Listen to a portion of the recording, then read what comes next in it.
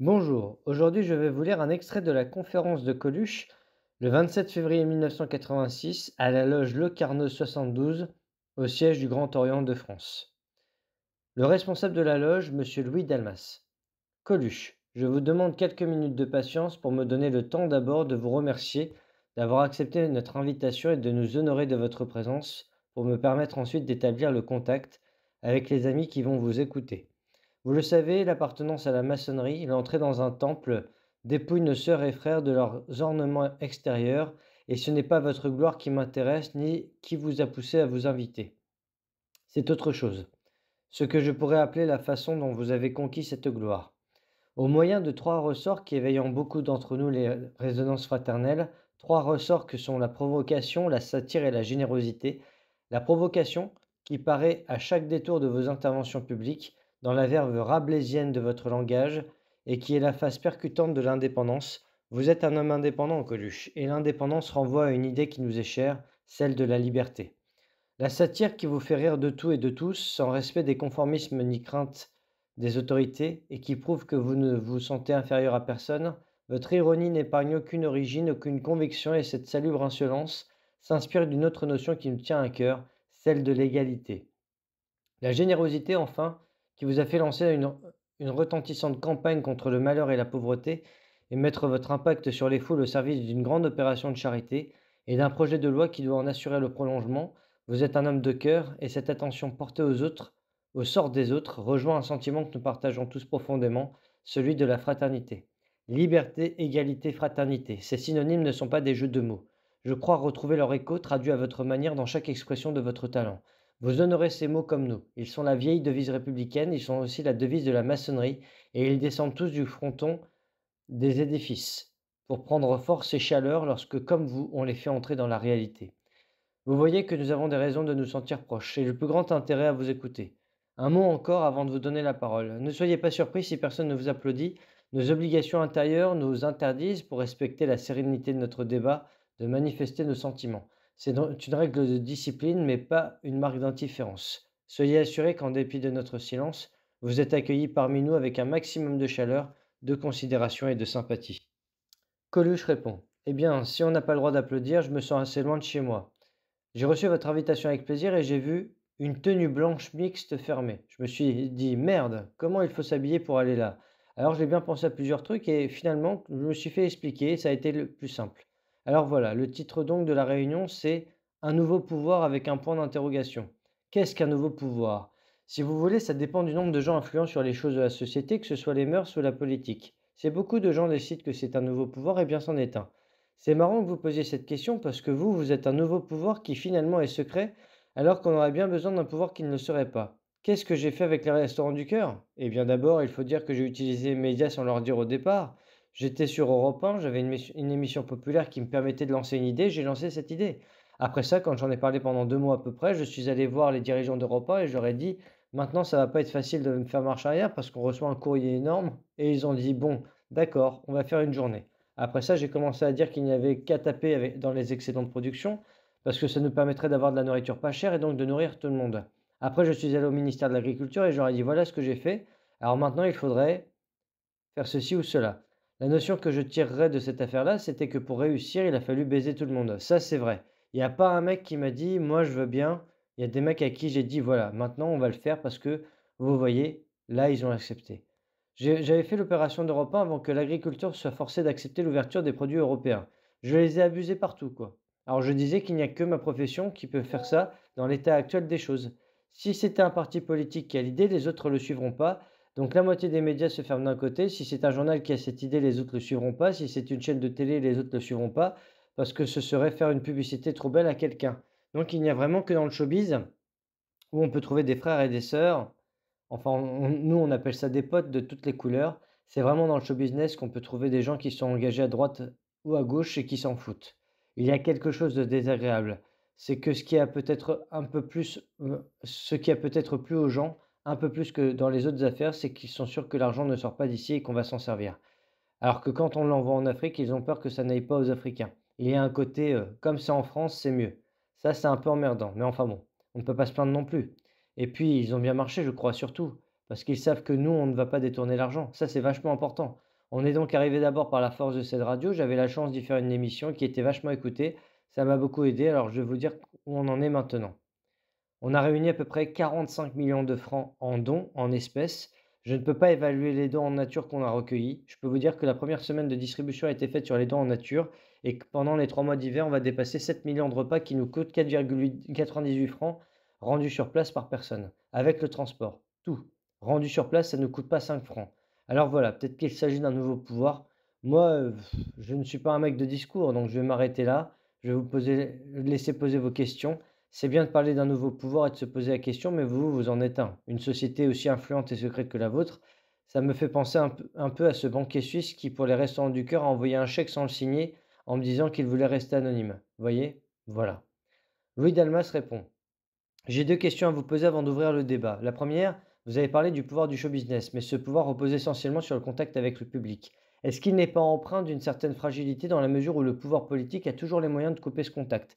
S'il y a une censure des médias, par exemple, si on vous empêche de parler, si on vous empêche de profiter des émissions, que devient ce pouvoir? Coluche répond. Pour vous donner une idée, il y a en ce moment dans toute la Belgique 39 restaurants du cœur. En France, il y en a 600. À Bruxelles, il y en a 17 et à Paris, il y en a 4. Et sur ces 4, il y en a un qui nous est donné par l'archevêché à l'église de Saint-Méry. Donc effectivement, il y a des forces qui pourraient s'allier pour détruire une affaire comme ça.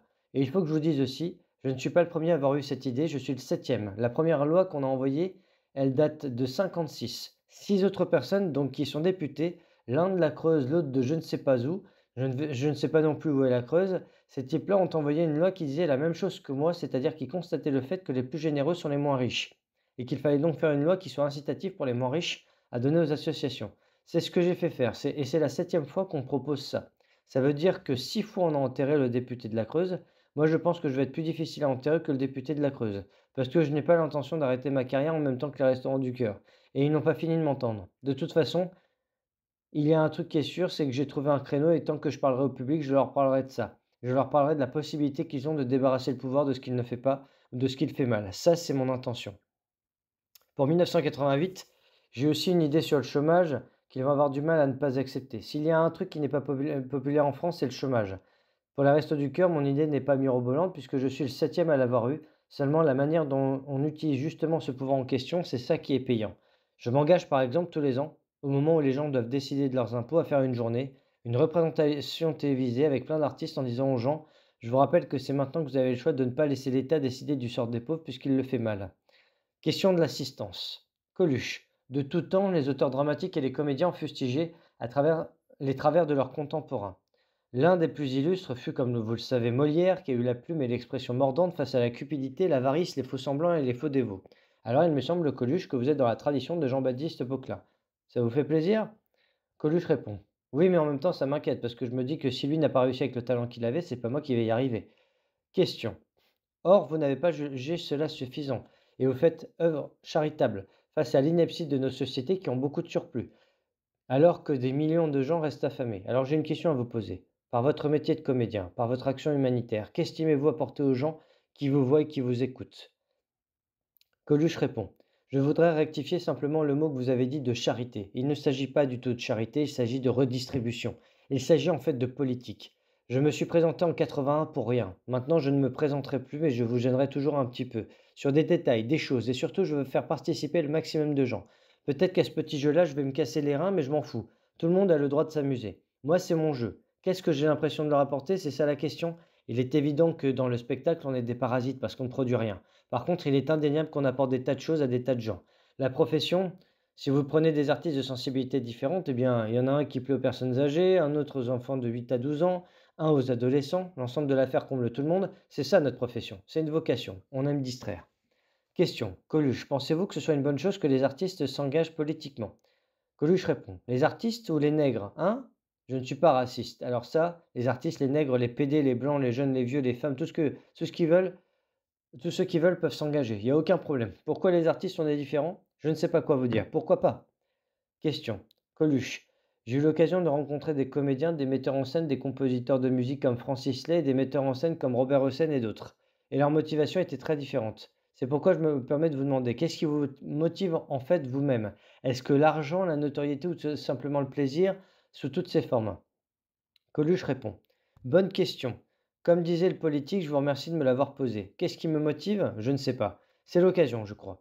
Je n'avais pas l'intention au départ, j'ai fait comédien parce que je ne voulais plus être ouvrier, alors j'ai commencé à chanter avec une guitare dans les restaurants, et puis j'ai rencontré des mecs qui ont fait un café-théâtre, le café-théâtre a marché, et je suis un miraculé du spectacle, au sens où je n'ai jamais connu de salle vide. J'étais dans une première affaire qui s'appelait le Café de la Gare, qui a tout de suite marché, puis après ça j'ai joué tout seul, ça a tout de suite marché. Donc je n'avais pas l'intention au départ. Je ne me suis pas dit, j'ai une culture donnée, à quoi est-ce que je vais utiliser ce talent? Non, j'ai découvert un talent au fur et à mesure que j'apprenais un métier et je me suis retrouvé dans une situation. Je me suis présenté en 91 aux élections pour ne pas être élu parce qu'il ne faut quand même pas me soupçonner d'avoir voulu être élu, ça me fâcherait, ça me vexerait, disons.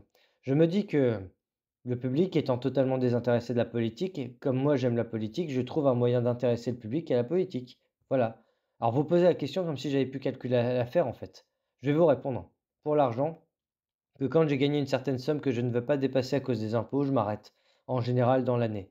La gloire m'intéresse parce que c'est ma vocation et enfin les comédiens veulent être le plus connus du plus grand nombre. En dehors de ça, je dirais que ce qui m'anime le plus, c'est l'efficacité du résultat. C'est vraiment ça qui me fait le plus marrer, qui me fait le plus plaisir.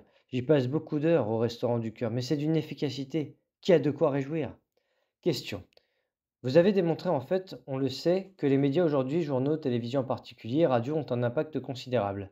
Le problème que je me pose de temps en temps, c'est les gens qui en sont responsables, c'est-à-dire pas spécialement les artistes, les journalistes en particulier. Sont-ils parfois assez formés pour savoir ce qu'ils disent et ne risquent-ils pas d'avoir dans les mains un instrument beaucoup trop puissant qui risque d'orienter le public vers des voies, peu importe, qui sont fausses, mauvaises, vers d'autres? Coluche répond. D'ailleurs, c'est vraiment un problème aujourd'hui, les orateurs, le langage des hommes politiques qui se reprochent les uns et les autres la crise alors qu'on sait qu'elle n'est pas française. C'est ça aussi qui fait chier, on a envie de les entendre s'entendre plutôt que de s'engueuler. Quant aux journalistes qui pourraient détourner la conversation et dire quelque chose, je vais vous dire la différence fondamentale qu'il y a entre notre profession. Et je ne suis pas corporatiste, hein, contrairement à ce qu'on pourrait croire, mais en tout cas, il y a un truc qui est certain, c'est que nous, on fait une profession de générosité alors que les journalistes font une profession qui est très proche de la méchanceté. Ils voudraient souvent sanctionner avec leurs questions contenant des fois la réponse. Ils cherchent un petit peu à être agressifs. Or, si la méchanceté suffisait pour faire fortune, il y a beaucoup de journalistes qui seraient célèbres. Malheureusement, ça n'a jamais suffi à personne. Il faut quand même du talent. Et n'oublions pas que le pouvoir qui est échu aux journalistes aujourd'hui, à travers le fait que les hommes politiques ont perdu les pédales, ce pouvoir, il appartient à 80% des gens, à qui, il y a encore 5 ans, étaient des lèche-bottes. C'était des mecs qui faisaient les pompes des hommes politiques il y a 5 ans. Oui, ou il y a 10 ans, qui ont aujourd'hui hérité de ce nouveau pouvoir à cause de la faiblesse du discours politique. Question. Coluche, 2 questions. Une qui rejoint celle qu'on vient d'entendre, mais peut-être d'une autre façon. On parlait tout à l'heure de précarité de votre pouvoir, on parlait de votre action chômage que vous étiez prêt à mener avant 1998 et 88. Si c'est précaire, pourquoi ne pas mettre ça en action tout de suite? Ça, c'est la première question. Coluche répond. Faire 2 choses à la fois, c'est pas bien. Dans notre métier, on a un truc qui est sûr, c'est que les effets s'annulent. Donc quand on en fait un, il ne faut pas chercher à en faire 2. Il y a une modestie à notre profession qui est intérieure, si vous voulez. Si on veut cumuler 2 effets qu'on a trouvés, ça ne marche pas. Question. Michel, je me permets de t'appeler fraternellement ainsi, je te remercie parce que tu as des propos extrêmement percutants. Et je voudrais te poser 2 questions en me servant d'un proverbe de Mao qui dit ceci. Quand votre voisin de palier se présente à votre porte pour vous demander un morceau de poisson, vous lui donnez. Le lendemain, s'il se présente, est-ce qu'il ne serait pas possible de le prendre par la main pour aller lui apprendre à pêcher le poisson? Coluche. Je peux répondre à celle-là? Mao Tse-tung, il y a un gros inconvénient sur moi, c'est qu'il est mort. J'ai du respect pour certaines choses et quand il a dit ça, c'était sûrement vrai. Mais aujourd'hui, on ne donne pas du poisson à quelqu'un qui ne sait pas pêcher, on donne du poisson à quelqu'un qui sait pêcher mais qui n'a pas de lieu de pêche. Ce qui est tout à fait différent. Parce que quand j'ai dit qu'il ne s'agit pas de charité mais de redistribution, il s'agit d'excédents européens qui sont bloqués pour des raisons économiques et capitalistes, puisqu'on est dans un système capitaliste sur ce plan-là du moins. Ils sont bloqués de manière à ne pas être écoulés à des prix inférieurs au marché, parce qu'il y en a des quantités excédentaires. Donc, cet excédent, il appartient à la société, même si vous n'êtes pas agriculteur.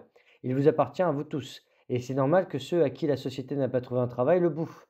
C'est un minimum. Il s'agit bien de redistribution et pas de charité. Mao Tse-tung, il avait sûrement raison à son époque, mais aujourd'hui, ça n'a rien à voir. Question. Je voulais dire, en tant qu'originaire d'un pays en voie de développement, crois-tu qu'en donnant à manger aux chômeurs, ça va les inciter vraiment à travailler? Coluche. Répond. Ça, c'est une bonne question aussi. Le Parti socialiste, par exemple, il a dans son projet le minimum social. Alors je peux te dire que le minimum social, c'est-à-dire donner un minimum d'argent à tous ceux qui ne travaillent pas, c'est vraiment ouvrir la porte à l'Italie. Moi je suis ravi, mais je trouve ça d'une connerie politicienne extraordinaire. Les politiciens, à mes yeux, ont un défaut majeur, c'est que dans les écoles où ils vont, ils apprennent tout, mais ils ne savent rien d'autre. Parce que le minimum social, les mecs vont évidemment continuer à travailler un peu au noir, La femme va divorcer et continuer à toucher ses allocations sur les enfants. Ils vont se démerder, ils vont avoir ça en plus. Tandis que le minimum pour la nourriture, bon, s'il y avait une redistribution meilleure, ça se passerait pas comme aujourd'hui. Il faut faire 1 heure la queue dans le froid pour avoir ce repas, qui est de très bonne qualité, je vous l'accorde, mais qui dans l'ensemble justifie pas qu'on aille se geler les pieds 1 heure. Si on a de quoi s'acheter à bouffer, on ne va pas faire ça tous les jours. D'autre part, on ne peut pas fonder une idée, une distribution généreuse, en fait, sur une suspicion de fraude. On ne peut pas dire, il va y avoir des gens qui en abusent, donc je ne le fais pas. Ce serait bien une plus grande connerie que de le faire. Mais si tout le monde en amuse, je veux dire qu'il y a des défauts à tous les trucs, je ne dis pas que c'est parfait, loin de là. Maintenant, pour ce qui est de l'impact qu'on a sur le public par rapport aux hommes politiques, il faut bien savoir que dans l'ensemble, les artistes qui ont du succès font plus de public en nombre que les hommes politiques dans l'année, et que d'autre part, ils sont payants. Les nôtres, non seulement on fait plus de nombre qu'eux, mais en plus, on fait payer. Il ne faut pas oublier que pour parler de deux vedettes internationales, le pape a fait 40 000 personnes de moins au Bourget que Bob Marley, et le pape, c'était gratuit. Question. Cher Coluche, si vous le permettez, pourquoi ne pas revenir un peu sur le sujet du débat de ce soir qui portait sur votre pouvoir? Vous nous avez donné une magnifique démonstration de votre pouvoir et je crois qu'ici tout le monde ne peut que s'en féliciter. Vous féliciter. Vous, avec votre générosité, vous faites un tabac et ce tabac est magnifique et cela débouche sur les restants du cœur. Vous nous avez dit que les vedettes étaient périssables. N'avez-vous pas peur qu'un jour une vedette de votre talent avec une sensibilité Le Pen fasse un tabac qui porterait sur l'égoïsme et la rancœur? Est-ce qu'il n'y a pas un danger et comment pouvez-vous, vous, prévenir de ce danger-là? Coluche répond: le plus important en France, ce n'est pas le racisme. Vous savez, si on devait partager Paris comme on fait à Los Angeles, en quartiers d'origine différentes, les gens qui demanderaient à être à côté des Arabes, c'est probablement les Juifs. Parce qu'ils s'entendent très bien, ces gens-là. On nous fait chier avec ces histoires de racisme qui n'existent pas. Il y a des poissons volants aussi dans la mer, mais on n'en voit pas beaucoup. Moi, je n'y crois pas. Je ne crois pas au retour d'une catastrophe. Question.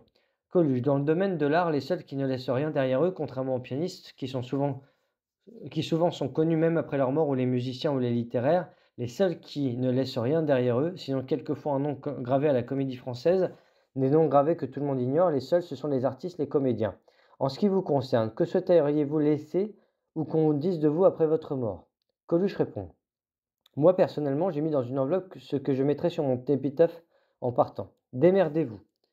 Moi, j'ai fait ce que j'ai pu, je vais faire ce que je peux pour faire marrer, je vais faire ce que je peux pour intéresser les gens, les surprendre, les amuser, je vais faire mon métier. En fait, on n'en a pas parlé, mais finalement, si vous regardez bien, c'est ça. J'ai choisi d'utiliser ma personnalité populaire pour faire autre chose que ma profession. C'est une bonne combine pour moi à long terme parce que pendant encore des générations et des générations, quand il y aura des présidentielles, on dira, rappelez-vous qu'un certain Coluche avait fait 16% d'intention de vote à une époque où le RPR faisait 17 et le Parti communiste 15. Si vous voulez, c'était le premier signal d'alarme dans une démocratie. C'est la première fois que des gens répondaient à une intention de vote pour quelqu'un qui ne voulait pas être élu, ce qui est très important comme démarche. C'est pas pareil. Alors voilà, je vais faire ce que je peux et puis il se trouve que ça me fait marrer, j'aime bien ça. Le geste auguste du semeur. De merde. Question. Si j'ai bien compris votre propos, dans le restaurant du cœur, il y avait deux objectifs. Le premier, il a été pleinement atteint, c'était de nourrir des gens qui n'avaient pas à manger. Le second, j'ai envie d'employer le mot parce que je n'ai pas peur du mot, encore moins de la chose, il était un peu anarchiste. Vous avez dit décharger l'État de ce qu'il ne sait pas faire et peut-être à plus long terme faire prendre conscience aux gens que l'État remplit mal ou parfois plus du tout son rôle. Est-ce que vous pensez que ce deuxième objectif sera aussi facilement atteint? Est-ce que vous ne pensez pas que finalement on aime bien égratigner l'autorité, mais quand il s'agit de le faire vaciller, c'est plus difficile? Je sais que vous avez eu 16% d'intention de vote, mais là, encore, il ne s'agissait que d'intention. Coluche répond: absolument. C'est pour ça que je vous dis que ce n'est pas mon truc, que ce n'est pas un truc qu'on peut faire tout seul. C'est certain que si tout le reste de la société, en dehors de cette masse que représente le grand public et qui serait donc le pied de la pyramide sociale, après ça, plus on monte, moins il y a de monde. Il est bien évident que si toute cette couche qu'il y avait au-dessus veut pas que ça se fasse, ça se fait pas. Ça, c'est clair. Je dis ça, c'est un peu sentencieux, mais quand même. La guerre dans le monde, la misère du monde, les résultats de tout ça, la sécheresse qui a traversé l'Afrique, elle venait d'Amérique du Sud, on le savait, on connaissait cette sécheresse qui se déplaçait le long de l'équateur, on avait même prévu à quelle date elle allait arriver, et on l'a laissé faire. Les 8 guerres, les 8 conflits qu'il y a encore aujourd'hui dans le monde, parce on en vient d'en arrêter 5, donc une volonté qui a marqué que quand il voulait, il pouvait faire ce qu'il voulait. Tout ça n'est pas le résultat de la connerie des gens qui nous dirigent, mais de leur intelligence. C'est bien à force de raisonnement intelligent qu'ils ont décidé qu'il était préférable de faire une guerre ou de laisser mourir les gens. Alors effectivement, si vous voulez parler d'anarchie et de contre-pouvoir, il y a plus à faire qu'à se regarder en face et se poser des questions, c'est sûr. Moi, je vous dis, je ferai une demande pour entrer dans votre mouvement quand votre mouvement voudra sortir de l'anonymat. Parce que si vous voulez aller aux élections, moi je veux bien être franc-maçon, mais dans tous les autres cas, oui, pour parler avec des gens, remarque, c'est sympa. Je vous remercie.